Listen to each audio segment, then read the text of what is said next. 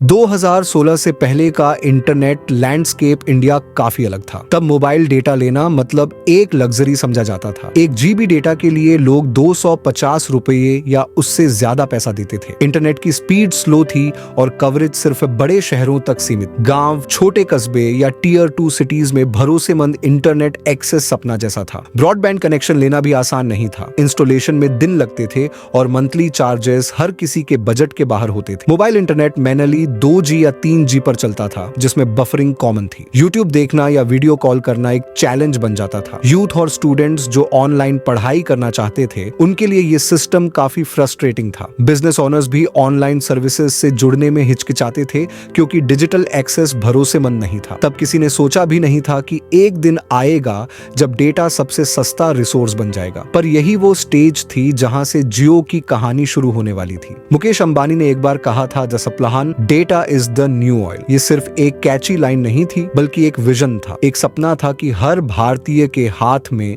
सस्ता और तेज इंटरनेट हो। जियो का आइडिया कोई एक दिन में नहीं बना, इसके पीछे सालों की प्लानिंग और स्ट्रेटेजी थी। रिलायंस ने देखा कि डिजिटल रिवॉल्यूशन दुनिया में तेज हो रही है, लेकिन इंडिया उस रेस में बहुत पीछे है। अंबानी जी का मानना था कि अगर देश को आगे बढ़ाना है तो लोगों तक इंटरनेट पहुंचाना सबसे जरूरी है। इसलिए उन्होंने जियो को एक टेलीकॉम कंपनी के रूप में नहीं, बल्कि एक डिजिटल इकोसिस्टम के रूप में डिजाइन किया। जियो के जरिए सिर्फ पैसा कमाना उनका गोल नहीं था। वो चाहते थे कि भारत के हर गांव, हर स्टूडेंट, हर छोटी दुकान तक डिजिटल कनेक्टिविटी पहुंच सके। ये सोच रिवॉल्यूशनरी थी और इसी सोच ने इंडिया को दुनिया के सबसे बड़े डिजिटल मार्केट्स में से एक बनाने की नींव रखी। 5 सितंबर 2016 इस दिन ने पूरा टेलीकॉम इंडस्ट्री का गेम ही चेंज कर दिया। जियो ने अपना लॉन्च ऐसे किया जैसा किसी ने सोचा भी नहीं था। मुकेश अंबानी ने अनाउंस किया 6 महीने तक free 4G data, free calls और कोई रोमिंग चार्जेस नहीं। ये सिर्फ एक ऑफर नहीं, बल्कि एक धमाका था। पूरे देश में डिजिटल सुनामी आ गई। जियो पहला ऐसा नेटवर्क था जो सिर्फ 4G पर बेस्ड, ना 2G ना 3G। इसका मतलब था बेटर स्पीड, बेटर क्वालिटी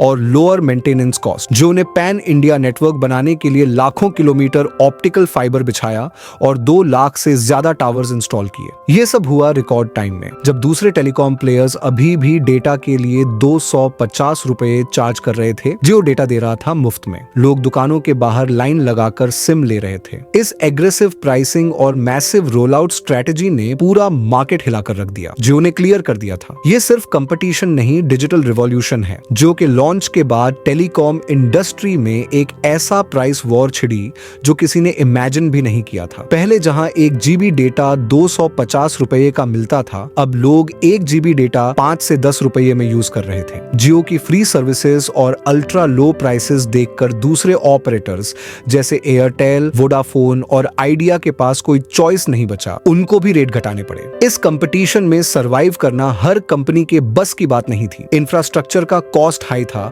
और रेवेन्यू कम होता जा रहा था। वोडाफोन और आइडिया को मजबूरन मर्ज होना पड़ा। एयरसेल और आरकॉम जैसे प्लेयर्स तो मार्केट से पूरी तरह गायब हो गए। जियो ने टेलीकॉम इंडस्ट्री में एक मैसिव कंसोलिडेशन ला दिया। एक समय था जब इंडिया में 10 से ज्यादा टेलीकॉम ऑपरेटर्स थे, लेकिन जियो के बाद ये नंबर घटकर 3 से 4 मेजर प्लेयर्स तक सिमट गया। इंडस्ट्री की पूरी स्ट्रक्चर ही बदल गई थी। जियो ने प्रूव कर दिया था कि विजनरी रिस्क और एग्रेसिव स्ट्रेटेजी से आप पूरी मार्केट को डिसरप्ट कर सकते हो। जियो के आने के बाद सिर्फ टेलीकॉम इंडस्ट्री नहीं बदली, पूरा देश बदल गया। पहली बार ऐसा हुआ कि एक गांव का स्टूडेंट भी यूट्यूब पे पढ़ाई कर पाया, एक छोटा दुकानदार पेटीएम या UPI इस्तेमाल करने लगा और एक हाउसवाइफ भी व्हाट्सएप पे बिजनेस चलाने लगी। जियो ने डिजिटल इंडिया के सपने को ग्राउंड रियलिटी बना दिया। डेटा सस्ता होने से यूट्यूब, इंस्टाग्राम और व्हाट्सएप जैसे प्लेटफॉर्म्स एक्सप्लोड कर गए। हर तरफ कंटेंट क्रिएटर्स, डिजिटल एंटरप्रेन्योर्स और ऑनलाइन लर्नर्स का फ्लड आ गया। ऑनलाइन एजुकेशन, ई-कॉमर्स, टेलीमेडिसिन, हर सेक्टर ने तेजी से ग्रोथ पकड़ी। पहले जहां टियर 2 और टियर 3 सिटीज डिजिटल दुनिया से काफी दूर थीं, अब वो नए डिजिटल यूजर्स के पावर हाउस बन गए। जियो ने इंडिया को दुनिया का सबसे बड़ा इंटरनेट कंज्यूमर मार्केट बना दिया। और सबसे खास बात, ये सब कुछ सिर्फ मेट्रो सिटीज नहीं, बल्कि गांव तक पहुंचा। ये एक साइलेंट रिवॉल्यूशन था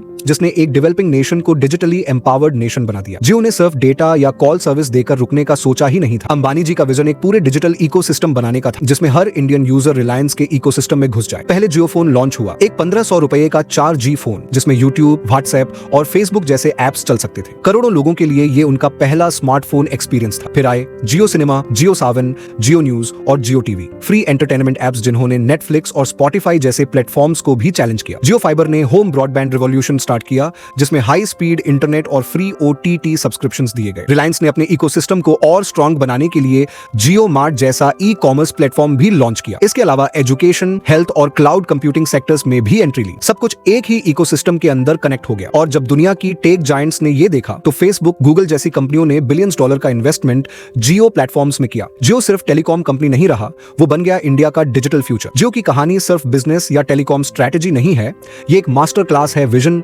रिस्क टेकिंग और लॉन्ग टर्म थिंकिंग का। मुकेश अंबानी ने जब सबसे महंगा इंफ्रास्ट्रक्चर बनाया, फ्री सर्विसेज दी और बिलियंस का इन्वेस्टमेंट लगाया तो लोगों ने उनका मजाक उड़ाया। लेकिन उन्होंने दुनिया को दिखाया कि अगर विजन क्लियर हो तो शॉर्ट टर्म लॉस भी एक बड़ा गेम जिता सकता है।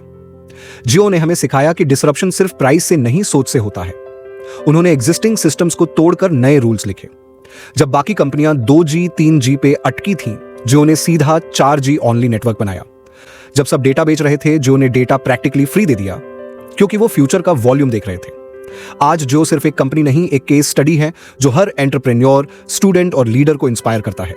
सीखने की बात सिंपल है, सोचो बड़ा, काम करो कंसिस्टेंटली और कभी शॉर्ट टर्म फियर से डिसीजन मत लो। फ्यूचर उन्हीं का होता है जो आज रिस्क लेने के लिए रेडी होते हैं।